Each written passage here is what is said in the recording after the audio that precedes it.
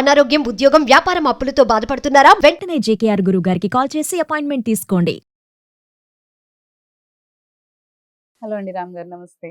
నమస్తే అండి. అంటే ఒక సీరియస్ ఇష్యూ మనకి నార్మల్గా ఏంటంటే ఎప్పుడే most of the women face this.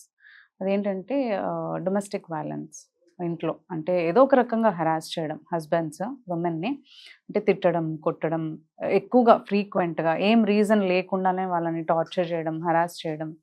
And కొంతమంది ఓన్లీ ఫిజికల్గా వీళ్ళని హెరాస్ చేయడమే కాకుండా మెంటల్గా, అంటే వేరే వాళ్ళతో అఫైర్ పెట్టుకొని కానీ ఏదో అలా వాళ్ళని మెంటలీగా టార్చర్ చేయాలి అని కూడా దే డూ దిస్ అనమాట.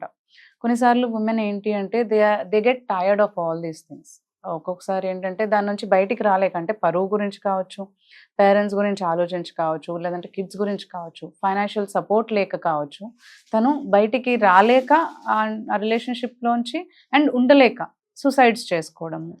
సో దీనివల్ల ఫ్యామిలీ అంతా ఎఫెక్ట్ అవుతూ ఉంటుంది. సో అలా కాకుండా ఉమెన్ తన్ని తాను ఎలా ప్రిపేర్ చేసుకోవాలి దీంట్లోంచి బయటికి రావడానికి, అంటే మైండ్, అంటే సైకలాజికల్ పరంగా కానీ, and what are the steps she has to take to come out of this toxic relationship. ఒక ఫ్యామిలీలో అండి ఆర్ అదర్వైజ్ కూడా విమెన్ మెంటలీ చాలా స్ట్రాంగ్ ఉండాలండి. మెంటలీ అండ్ ఫిజికలీ కూడా. లైక్ మోస్ట్ ఆఫన్ మనం చూస్తుంటాం ఏంటంటే విమెన్ ఫిజికల్ ఫిట్నెస్ మీద అంతా ఫోకస్ చేయకపోవడం, and then mentally also mentally కూడా చాలా సెన్సిటివ్ ఉంటారు చాలా మంది. అంత సెన్సిటివ్ ఉండొద్దండి. You are suppose to be mentally strong. అది చాలా ఇంపార్టెంట్. ఇన్ ఎనీ రిలేషన్షిప్ మీరు సస్టైన్ అవ్వాలి అని అంటే మెంటలీ స్ట్రాంగ్ ఉండాలి. బికాస్ జనరల్గా రిలేషన్షిప్స్లో హెరాసింగ్ ఈచ్ అదర్ అనేది ఒక కామన్ ఫినామినా అయిపోయింది. Like it has become very common. ఇంత కామన్గా హెరాస్మెంట్ అనేది జరిగినప్పుడు, సెన్సిటివ్గా ఉన్నారు లేదా మీరు కొంచెం వీక్ ఉన్నారు అని తెలిసినప్పుడు ది అదర్ పర్సన్ ఇంకా రెచ్చిపోతుంటారు. Exactly scene that. ఏంటంటే జనరల్గా చూస్తుంటాం అండి రిలేషన్షిప్లో ఎక్కువ శాతము అమ్మాయిలు ఏంటంటే తిట్టినా కొట్టినా అలా పడి ఉంటారు. రైట్? ఎందుకనే అలా ఎందుకుంటున్నావు నువ్వు అని క్వశ్చన్ చేసినప్పుడు పిల్లల కోసం తప్పదు. ఇంకా లైక్ ఆల్రెడీ పిల్లలు ఉన్నారు, ఇప్పుడు నేను ఏం చేయగలుగుతాను, వదిలేస్తే ఇంకా పిల్లలు అన్యాయం అయిపోతారు, ఇలాంటివన్నీ మాట్లాడి, అంటే పిల్లల కోసము లేకపోతే ఫర్ వాట్ ఎవర్ రీజన్స్ ఏంటంటే చాలామంది ఇలా ఎంత హెరాసింగ్ చేసినా కూడా అదే రిలేషన్షిప్లో ఉంటారే తప్ప అందులోంచి బయటికి రావడానికి ట్రై చేయరు ఆ రిలేషన్షిప్ నుంచి. ఆర్ ఆ హెరాస్మెంట్ని తగ్గించుకునే ప్రయత్నం కూడా చేసుకోరు. ఇక్కడ ఎందుకు తగ్గించుకోవడానికి ప్రయత్నం చేసుకోరు అని అంటే, ఫస్ట్ ఆఫ్ ఆల్, సరే నా హస్బెండ్ నాకు టార్చర్ పెడుతున్నాడు, నేను ఈ రిలేషన్షిప్ నుంచి బయటకు వచ్చేస్తాను అని అనుకున్నప్పుడు వాళ్ళకు వచ్చే ఫస్ట్ థాట్ ఏంటంటే, మరి నాకు నాకు తిండికి ఎట్లా గతి లేదు కదా, నాకు జాబ్ లేదు, ఫినాన్షియలీ నేను డిపెండెంట్ ఉన్నాను. ఈ ఫినాన్షియల్ డిపెండెన్స్ వల్ల మోస్ట్ ఆఫ్ ఏమవుతుంది అని అంటే వాళ్ళు బ్రేక్ చేసుకోవడానికి ఆలోచిస్తారు. లైక్ బికాస్ నాకు నేనేం సంపాదించలేను అనేసి. So that is one reason. ఆగిపోతారు. ఆగి ఎంత టార్చర్ పెడుతున్నా కూడా భరిస్తూ ఉంటారు. కొందరు ఏంటంటే, ఇప్పుడు నేను వచ్చేసాను అనుకో బయటికి, ఎక్కడికి వెళ్ళాలి? తల్లిదండ్రుల దగ్గరికి వెళ్ళాలి. అంటే వాళ్ళకి అది సిగ్గుచేటు కదా. ఇప్పుడు నేను వదిలేసి వచ్చాను అంటే వాళ్ళకి అది సిగ్గుచేటు కదా. ఎంత నామోషి, నా వల్ల మా పేరెంట్స్కి ఎందుకు పేరు పోవాలి అనే థాట్లో కొందరు ఆగే వాళ్ళు ఉంటారు. Most women. యా.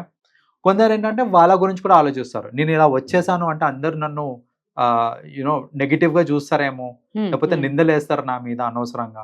ఇలాంటి థాట్స్ అన్నీ వస్తూ ఉంటాయి. ఎందుకంటే జనరల్గా చూడండి, ఏదైనా కానివ్వండి, ఒక అమ్మాయి ఒక ఫ్యామిలీ నుంచి బయటకు వచ్చేద్దామని డిసైడ్ అయినప్పుడు, డివోర్స్కి ఇట్లా ఒక థాట్ వచ్చినప్పుడు అందరు ఏంటంటే అమ్మాయిదే తప్పు అనేసి మ్యాక్సిమం బ్లేమింగ్ అమ్మాయికే చేస్తూ ఉంటారు.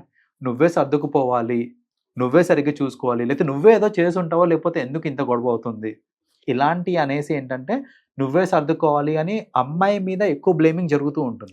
సో దానివల్ల ఏంటంటే వీళ్ళు స్ట్రెస్కి గురైపోతూ ఉంటారు. అండ్ మీరు అన్నట్టు కొందరు ఏంటంటే ఎక్స్ప్రెస్ చేయలేక సూసైడ్ కూడా చేసుకుంటా ఉంటారు. సో అసలు ఇదంతా మారాలండి. ఫస్ట్ ఆఫ్ ఆల్, మీకు హెరాస్మెంట్ జరుగుతుంది అని అంటే, మీ స్పౌస్ నుంచి హెరాస్మెంట్ జరుగుతుంది అని అంటే, ఫస్ట్ ఆఫ్ ఆల్ ఏంటంటే మీరు మాట్లాడుకోవాలి, కమ్యూనికేట్ చేసుకోవాలి. Like with your spouse that నాకు ఇది నచ్చట్లేదు, నేను ఇది తీసుకోలేకపోతున్నాను, ఏంటి అసలు ప్రాబ్లం, ఎందుకు ఈ హెరాస్మెంట్ జరుగుతుంది, మనం ఎందుకు సరిగ్గా ఉండలేకపోతున్నాం అని వాళ్ళు డిస్కస్ చేసుకున్నారనుకోండి, ఒక 50% అక్కడే సాల్వ్ అయిపోతుంది. డిస్కషన్ చెయ్యక కొన్నిసార్లు ఏంటంటే నా స్పౌస్ బాధపడుతుందని తను చెప్పట్లేదు. అసలు చెప్పనప్పుడు ఏంటంటే నేను ఇంకా చేస్తుంటాను. రైట్? సో అది తిట్టడం కానివ్వండి, కసురుకోవడం కానివ్వండి. అండ్ ఇంకొకటి అబ్బాయిలు కూడా అర్థం చేసుకోవాల్సింది ఏంటిది అని అంటే, వాళ్ళకి ఎంప్లాయ్మెంట్ పరంగా ఎన్నో ప్రెషర్స్ ఉంటాయి. డైలీ బేసిస్ వాళ్ళు ఎన్నో మాటలు పడుతూ ఉంటారు చుట్టుపక్కల వాళ్ళతోటి, వాళ్ళ బాస్ కానివ్వండి, మేనేజర్ కానివ్వండి, వీళ్ళందరూ వాళ్ళ వేధింపులు ఇవన్నీ ఉంటాయి, అబ్బాయిలకు కూడా ఉంటాయి. ఇవన్నీ తీసుకొచ్చి ఇంట్లో చూపిస్తూ ఉంటారు, వైఫ్కి చూపిస్తూ ఉంటారు. ఇక్కడ ఏమవుతుంది అని అంటే, తను చెయ్యని తప్పుకి, అంటే మీరు ఎక్కడో మీ ఫ్రస్ట్రేషన్ అంతా ఏంటిది, వర్క్ పరంగా మీకు వచ్చే ఫ్రస్ట్రేషన్, అది తీసుకొచ్చి మీరు మీ వైఫ్కి చూపించి ఫ్రస్ట్రేట్ అయిపోయి అరిచి ఇరిటేట్ అవుతున్నారు అనుకోండి, అంటే ఇక్కడ గ్యాప్ ఎవరికి వస్తుంది అని అంటే, మీకు మీ వైఫ్కి గ్యాప్ వస్తుంది ఇక్కడ. సో అబ్బాయిలు కూడా ఆలోచించాల్సింది ఏంటిది అని అంటే, మీకు ఎవరు ఇంపార్టెంట్, మీ ఎంప్లాయర్ ఇంపార్టెంటా, ఇంట్లో వాళ్ళు ఇంపార్టెంటా? అక్కడ ఫ్రస్ట్రేషన్ తీసుకొచ్చి ఇక్కడ చూపించడము, లేకపోతే ఇంట్లో ఫ్రస్ట్రేషన్ అక్కడ చూపించడం, అది కరెక్ట్ కాదు. ఎక్కడికక్కడికే ఉండాలి. సో అలా ఫ్రస్ట్రేషన్ చూపించినప్పుడు కూడా అదేంటంటే ఇట్స్ అ మెంటల్ హెరాస్మెంట్. అది తెలియదు చాలా మందికి, నేను మెంటలీ అవతల వాళ్ళని హెరాస్ చేస్తున్నాను అనే విషయం కూడా తెలియదు వాళ్ళకి. సో అలాంటప్పుడు ఏంటంటే కమ్యూనికేట్ చేయాలి, వైఫ్ కమ్యూనికేట్ చేయాలి దట్ మీరు రోజు ఇలా వచ్చి ఇంట్లో చిరాకు పడతా ఉంటే అదొక మెంటల్ ట్రామా క్రియేట్ చేస్తుంది అనేసి తను కమ్యూనికేట్ చేసుకొని దాన్ని ఎలా వాళ్ళు సర్దుకోవచ్చు, దాన్ని ఎలా సర్దిద్దుకోవచ్చు అనేసి వాళ్ళు they have to work upon it. So that is another way. And ఒక రిలేషన్షిప్ నుంచి నాతో అవ్వట్లేదు, ఇంకా I can't be with that person అనే స్టేజ్కి వచ్చినప్పుడు సూసైడ్ చేసుకోవడం కరెక్ట్ కాదండి. విడిపోవచ్చు మీరు కావాలనంటే. దానికి మీరు ఏంటంటే మీ పెద్దలను ఆశ్రయించండి, వాళ్ళు they will come up with solution. Understand చేసుకునేలాగా చెప్పాలి. వాళ్ళు అండర్స్టాండ్ చేసుకుంటారు. ఎవరికన్నా సరే వీళ్ళు ఆలోచించేది ఏంటిది, ఇప్పుడు నేను మళ్ళీ మా పేరెంట్స్ దగ్గరికి వెళ్ళిపోతే వాళ్ళకి అది కొంచెం సిగ్గు చేయటం అని అలా ఆలోచిస్తున్నారు కదా. అది కాదు మీరు ఆలోచించాల్సింది. మీరు బాధపడతా ఉంటే మీ పేరెంట్స్ ఏమైనా హ్యాపీగా ఉంటారా? కాదు కదా. మీ హ్యాపీనెస్సే కదా, మీరు ప్రశాంతంగా ఉండడమే కదా వాళ్ళు కూడా కావాల్సింది. సో కమ్యూనికేట్ చేయండి, పేరెంట్స్కి కూడా చెప్పండి, మీరు నాకు ఈ ప్రాబ్లం అవుతుంది, నేను ఉండలేను అని చెప్తే వాళ్ళు ఫస్ట్ ఏదన్నా చూస్తారు, ఏమైనా టాక్స్ తో కాంప్రమైజ్ చేయడానికి ట్రై చేస్తారు. కాంప్రమైజ్ అవ్వట్లేదు అని అంటే డివోర్స్కి ఫైల్ చేస్తారు. సో దానికి ఒక పద్ధతి అనేది ఉంది. అలా డివోర్స్ తీసుకోవడం తప్పు కాదు, డివోర్స్ తీసుకోవచ్చు ఎప్పుడు ఇంకా కాంప్రమైజ్ అయ్యే స్టేజ్ లేనప్పుడు. కొంతమంది మాట్లాడినా వినే సిచ్యువేషన్ లో ఉండరు, they keep on continuing this, అలాగే అంటారు. But again their psychological mentality will end up అదే చేయడంలోనే ఎండ్ చేస్తారు అన్నమాట. రైట్. సో అలాంటి కేసెస్ లో డివోర్స్ అబ్సల్యూట్లీ ఫైన్. డివోర్స్ ఎప్పుడు ప్రాబ్లం అంటే, ఎప్పుడు తీసుకోవడం ప్రాబ్లం అని అంటే, కొందరు ఏంటంటే మరీ ఇంకా చిన్న దానికే నాకు నీకు పడట్లేదు, ఫస్ట్ గొడవ, ఇంకా నేను ఇంటికి వెళ్ళిపోతాను, వచ్చేస్తాను, నాకు వద్దు, నేను వాటితో ఉండను అనేసి అలా కాకుండా కొంచెం అట్లీస్ట్ టైం స్పెండ్ చేసినాక వర్కౌట్ అవ్వట్లేదు అన్నప్పుడు తీసుకోండి, పర్వాలేదు. సో అది తీసుకునేటప్పుడు కూడా ఏంటంటే పేరెంట్స్ని ఆశ్రయించి వాళ్ళతోటి మాట్లాడి వాళ్ళ హెల్ప్ తీసుకొని మీరు డివోర్స్ తీసుకున్నారు అనంటే కనుక not a problem at all. And ఆ మెంటల్ ఫిక్సేషన్ పెట్టుకోవద్దు. ఏంటంటే నేను డివోర్స్ తీసుకుంటే అందరూ ఒక నెగటివ్ లేబుల్ వేస్తారేమో నా మీద, అందరు నన్ను చునకంగా చూస్తారేమో, ఇవన్నీ మీరు పెట్టుకోవద్దండి మనసులో. మీరు ప్రశాంతంగా ఉండడం కావాలి. అందరు ఏమనుకుంటారో పక్కన పెట్టండి, మీ జీవితం ప్రశాంతంగా ఉండడం కావాలి. ఇలాంటి ఏదైనా టాక్సిక్ రిలేషన్షిప్లో మీరు ఉన్నా, లేదా ఆన్ అ డైలీ బేసిస్ మీరు స్ట్రెస్కి లోన్ అవుతున్నారు దీనివల్ల అనుకున్నప్పుడు, it is better to come out of such kind of relationship. మెంటల్గా వాళ్ళు మెంటలీ ఎలా ప్రిపేర్ చేసుకోవాలంట? మెంటల్ ప్రిపరేషన్కి వచ్చేసరికి ఇక్కడ కపుల్ ఆఫ్ థింగ్స్ చాలా ఇంపార్టెంట్ అండి. ఒకటేంటంటే, నాకే ఎందుకు ఎప్పుడు ఇలా జరుగుతుంది అని ఇన్సిడెంట్ అయిపోయింది, ఇంకా మీరు బయటకు వచ్చేసారు, సరే మీరు ఆ రిలేషన్షిప్ నుంచి బయటకు వచ్చేసారు. బయటకు వచ్చిన తర్వాత మీరు చెయ్యకూడని కొన్ని పనులు ఉంటాయండి. అందులో ఒక పని ఏంటంటే, ఎందుకు నా లైఫ్ ఇట్లా అయిపోయింది, ఎందుకు నాకే ఇట్లా అవుతుంది. ఒకటి చెప్తాను చూడండి, ప్రతి ఒక్కడు అనుకునేది ఇది, ఎందుకు నాకే ఇలా అవుతుంది అని అందరూ అనుకుంటారు. సో అంటే ఎవరి బాధలు వాళ్ళకు ఉన్నాయి, రైట్? అందరికీ అయ్యేది అవుతానే ఉంటది.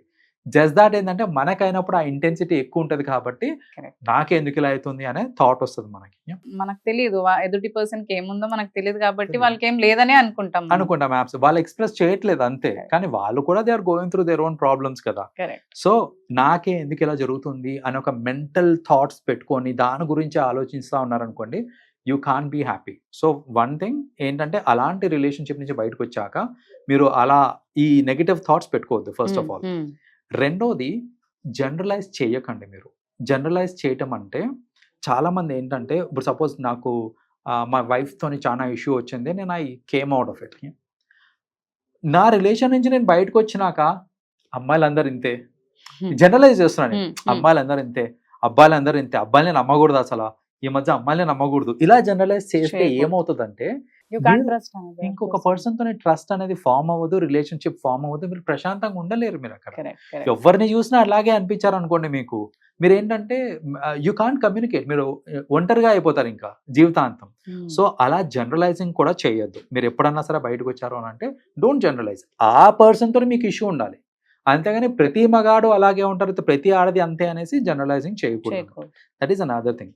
మూడోది ఏంటిదంటే ఐసోలేట్ చేసుకోవద్దు. చాలా మంది ఏంటంటే ఐసోలేట్ అయిపోతారు, ఇలాంటి రిలేషన్ నుంచి బయటికి రాగానే ఫ్యామిలీ ఫంక్షన్స్ అవుతుంటే నేను రాను అని చెప్పి ఫ్యామిలీ ఫంక్షన్స్కి అటెండ్ కాకపోవడము, యూనో అందరు కలిసి ఏదైనా అవుటింగ్కి వెళ్తా ఉంటే నేను రాను అనేసి అవుటింగ్కి వెళ్ళకపోవడము, అవును. ఫ్రెండ్స్ని కలవకపోవడము, ఇవన్నీ కాకుండా నేను ఇంట్లోనే ఉంటాను, ఎవరిని కలవను.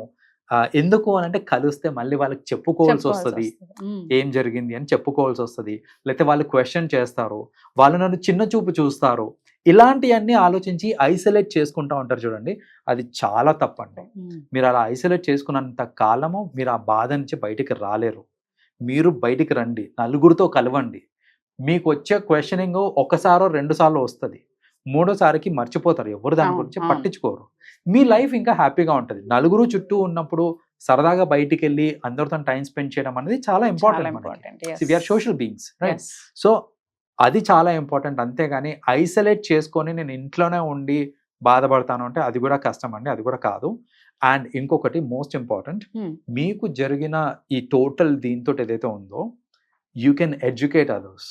మీరు take it as an opportunity and ఎక్కడ పాసిబుల్ ఉంటే అక్కడ ఎడ్యుకేట్ చేయండి. చేయడానికి చూడాలి. ఇక్కడ ఎడ్యుకేట్ చేయడం అంటే ఏంటంటే ఇలాంటి సిచ్యువేషన్ ఎవరైనా ఫేస్ అవుతున్నప్పుడు దాన్ని మీరు ఎలా ఇచ్చేసుకోవచ్చు, ట్యాకిల్ చేయొచ్చు, ఎలా బయటికి రావచ్చు అని ఒక మోటివేషన్ మీరు ఇవ్వగలుగుతారంటే ఇవ్వండి పక్కన వాళ్ళకి. It helps. ఎందుకనంటే ఒక థర్డ్ పర్సన్, నాకు సపోజ్ నాకేం ప్రాబ్లం రాలేదు నా లైఫ్లో, బట్ నేను ఎవరికో కౌన్సిల్ చేయడానికి ట్రై చేస్తున్నాను, దట్ యూనో ఇట్స్ ఓకే, నువ్వు ఇట్లా చేయొచ్చు అని చెప్తున్నాను. ఇంకొక సినారియో, పర్సనలీ నేను ఫేస్ అయిన ప్రాబ్లమే ఇంకొక పర్సన్ ఫేస్ అవుతున్నారు, వాళ్ళకి నేను చెప్తున్నాను అనుకోండి, అరే ఇది నేను కూడా ఫేస్ అయినాను, దీన్ని ఇలా ట్యాకిల్ చేశాను చెప్పాను అనుకోండి, ఇంకా ఎఫెక్టివ్ గా ఉంటుంది, హెల్ప్ఫుల్ ఉంటుంది. సో ఏంటంటే ఇన్ ఎ వే చెప్పాలంటే మీరు మీ తోటి వాళ్ళకు కూడా హెల్ప్ చేస్తున్నారు, ఇలాంటి సిచ్యువేషన్ ఎలా ట్యాకిల్ చేయాలి. So these are the things మనం చేయాలి. అంటే ఏదన్నా రిలేషన్షిప్ నుంచి బయటకు వచ్చినప్పుడు బికాస్ ఆఫ్ ఈ హెరాస్మెంట్ కానివ్వండి, ఏదైనా కానివ్వండి, ఈ థింగ్స్ మనం గుర్తుపెట్టుకోవాలి. ఇలా జనరలైజ్ చేయకూడదు ఒకటి, అండ్ ఐసోలేట్ చేసుకోకూడదు ఎవరితోటి. సో ఇవన్నీ నేను ఇందాక చెప్పిన ఎడ్యుకేట్ చేసుకోవచ్చు. లైక్ ఎవరన్నా సేమ్ సిచ్యువేషన్ లో ఉన్నారంటే వాళ్ళని ఎడ్యుకేట్ చేశారనుకోండి, వాళ్ళకి కూడా ఏంటంటే మీతో బయటికి రావడానికి కూడా టైం వాళ్ళకి కూడా హెల్ప్ అవుతుంది, అండ్ మీకు కూడా ఒక సెన్స్ ఆఫ్ సాటిస్ఫాక్షన్ వస్తుంది. ఇంకోళ్ళకి నేను హెల్ప్ చేశాననే సెన్స్ ఆఫ్ సాటిస్ఫాక్షన్, అదేంటంటే ఒక పాజిటివ్ ఫీల్ కూడా ఇస్తుంది అనమాట. సో దీస్ థింగ్స్ మనం చేసుకోవచ్చు అండి. ఎగ్జాక్ట్లీ. థ్యాంక్ యూ అండి, థ్యాంక్ యూ రామ్ గారు for sharing the information. Okay.